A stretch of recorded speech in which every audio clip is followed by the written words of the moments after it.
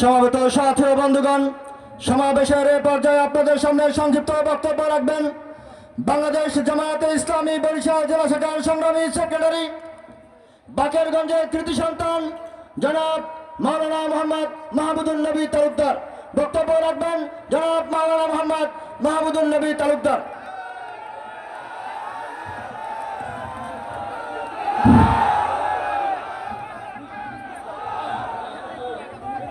আসসালামু আলাইকুম ওয়া রাহমাতুল্লাহি ওয়া বারাকাতুহু।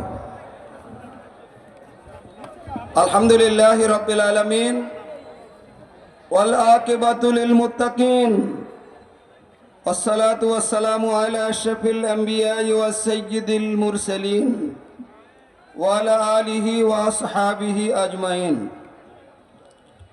ইসলামী আন্দোলন বাংলাদেশ বাকেরগঞ্জ উপজেলা শাখার উদ্যোগে আয়োজিত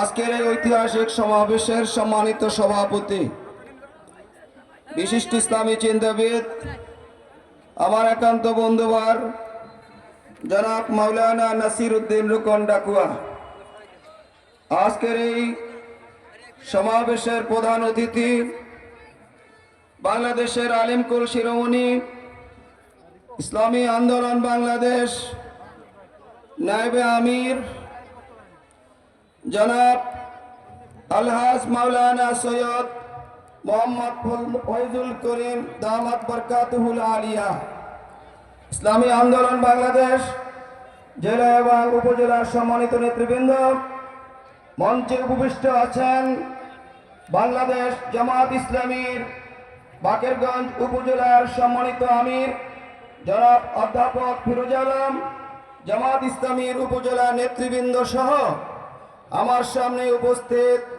বাকেরগঞ্জের সর্বস্তরের সম্মানিত সুধীমণ্ডলী, মুরব্বিয়ান কিরাম, প্রাণপ্রিয় যুবক ভাইরা, সম্মানিত সাংবাদিক বন্ধুরা, আপনারা জানেন দেশ স্বাধীন হয়েছে 54 বছর হয়েছে, ঠিক কিনা বলেন? 54 বছর হয়েছে। 71-এ দেশ স্বাধীন হয়েছিল বৈষম্যহীন একটি সোনার বাংলাদেশ তৈরি করার জন্য। আজ 54 বছরের ব্যবধানে আমরা দেখছি দেশ আজ শ্মশান বাংলাদেশে পরিণত হয়েছে, ঠিক কিনা বলেন? পিআর পদ্ধতি নির্বাচন কেন দাবি করা হচ্ছে?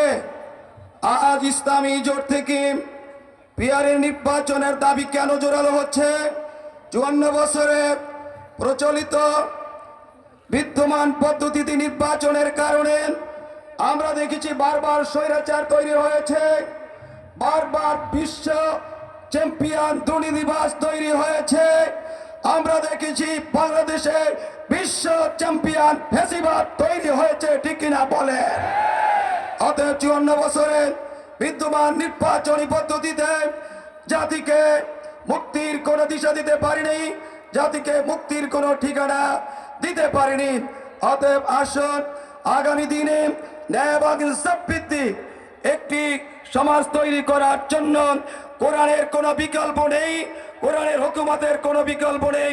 অতএব আজকের আওয়াজ উঠেছে আগামীর বাংলাদেশ, ইসলামের বাংলাদেশ, আগামীর পার্লামেন্ট, কোরআনের পার্লামেন্ট, ঠিক কিনা বলেন? অতএব আজ জামাত ইসলামী আন্দোলন সহ 6টি ইসলামী দল আজ ঐক্যবদ্ধ হয়েছে। আগামী জাতীয় সংসদ নির্বাচন ঐক্যবদ্ধের মাধ্যমে হবে। আমরা দ্ব্যর্থহীনভাবে বলতে চাই, জামাত ইসলামীর দাঁড়িপাল্লা মার্কা, ইসলামী আন্দোলনের হাতপাকা মার্কা, কেন্দ্রীয় সিদ্ধান্ত অনুযায়ী আমাদের যাকে যেখানে নির্বাচনের জন্য মনোনয়ন দেওয়া হবে, আল্লাহর উপরে ভরসা রেখে আগামী দিনে নির্বাচনে বিজয়ের জন্য আমরা সর্বশক্তি দিয়ে লড়ে যাব, ইনশাআল্লাহ, ইনশাআল্লাহ, ইনশাআল্লাহ। অতএব আগামী নূতন বাংলাদেশ গড়ার জন্য, জাতিকে নূতন দিগন্তে নিয়ে যাওয়ার জন্য সবাইকে ঐক্যবদ্ধভাবে আল্লাহর পথে, কোরআনের পথে, ইসলামের পথে এই ময়দানে ঝাঁপিয়ে পড়ার জন্য উদাত্ত আহ্বান জানিয়ে আমি আমার কথা এখানে শেষ করছি। আমার তৌফিক ইল্লা বিল্লাহ। আসসালামু আলাইকুম ওয়া রাহমাতুল্লাহি ওয়া বারাকাতুহু।